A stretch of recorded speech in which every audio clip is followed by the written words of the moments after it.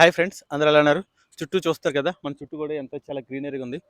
So especially చెట్లన్నీ కూడా మంచి ఫుల్ ఆకులతోని, పువ్వులతోని నిండి ఉంది. ఇది ఈ టైంలో ఏంటంటే ఎక్కువగా మీరు చూస్తుంటే చెట్ల నుండి పూత అనేది ఎక్కువ ఉంటుంది. సో దీనే పాలెన్ అంటారు. ఇంత గ్రీన్గా ఉన్నాయి కదా, ఈ చెట్ల నుండి ఏంటంటే మనకి పాలెన్ అనేది రిలీజ్ అవుతుంది. దాన్ని పుప్పొడి అంటాం కదా. దీనివల్ల ఏంటంటే ఎక్కువగా మనకి పాలెన్ ఎలర్జీ అనేది వస్తుంటుంది. ఈ పాలెన్ అనేది అసలు ఎన్ని రకాలు ఉంటుందో చూద్దాం.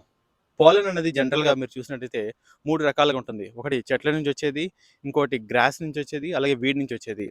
అసలు ఇది ఎప్పుడు స్టార్ట్ అవుతుందంటే సుమారుగా ఫిబ్రవరి నుంచి స్టార్ట్ అయ్యి అక్టోబర్ వరకు ఉంటుంది.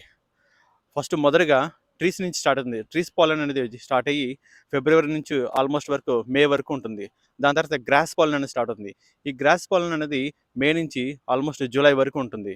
ఆ తర్వాత వీడ్ పాలెన్ అనేది స్టార్ట్ అవుతుంది. ఈ వీడ్ పాలెన్ అనేది జూలై నుంచి ఇంచుమించుగా అక్టోబర్ వరకు ఉంటుంది. చూస్తుంటే మోస్ట్ ఆఫ్ ది ఇయర్ ఇది ఆల్మోస్ట్ కవర్ అయి ఉంటుంది కదా.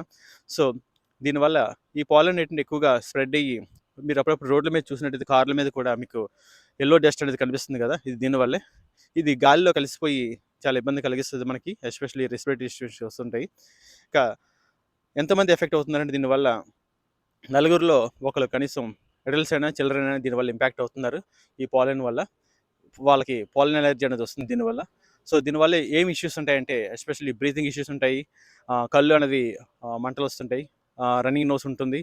కొంతమందికి హెడేక్ కూడా వస్తుంది. ఇదైతే వెరీ కామన్. కానీ అదర్ సైడ్ చూసినట్టయితే ఈ పాలెన్ వల్ల ఏంటంటే చెట్లకి ఏంటంటే ఒక బయోడైవర్సిటీ ఎకో సిస్టమ్ బాగా ఇంప్రూవ్ అవుతుంది. ఎందుకంటే వీటికి పూత టైం కాబట్టి వీటికి చెట్లకి ఫ్రూట్స్ కానీ క్రాప్స్ కానీ డెవలప్ అవుతుంటాయి. వీటికి పార్ట్ ఆఫ్ రీప్రొడ్యూస్ సిస్టమ్ వల్ల జరుగుతుంది అంతాను. సో సో ఈ పాలెన్ నుంచి మనం ప్రొటెక్ట్ చేసుకోవాలంటే బయటికి వెళ్ళినప్పుడు కంపల్సరీగా మీరు మాస్క్ అనేది వేసుకోవాలి.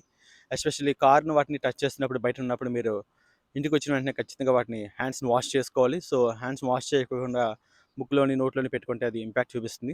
అలాగే బయట ఎక్కువ తిరిగే వాళ్ళు కంపల్సరీగా ఇంటికి వచ్చిన వెంటనే ఖచ్చితంగా తలస్నానం అనేది చేయాలి. సో అలా చేయడం వల్ల కొంతవరకు మీకు పాలెన్ అనేది తగ్గుతుంది. ఈ పాలెన్ అనేది ఎస్పెషల్లీగా డే టైంలోనే ఉంటుంది. ఈవినింగ్ టైంలో, నైట్ టైంలో కొంచెం తక్కువ ఉంటుంది. ఇంకొకటి విండ్ ఎక్కువ ఉన్నట్టయితే దానివల్ల కూడా ఇంకా పాలెన్ ఇంపాక్ట్ అనేది చాలా ఉంటుంది. సో ఈ కండిషన్స్ చూసుకొని మీరు కొంచెం జాగ్రత్తలు తీసుకుంటే పాలెన్ బారిన పడకుండా మీరు కాపాడుకోవచ్చు.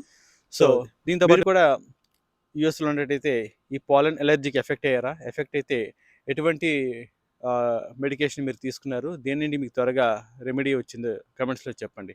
సో నెక్స్ట్ వీడియోతో మళ్ళీ కలుద్దాం. అంతవరకు బాయ్.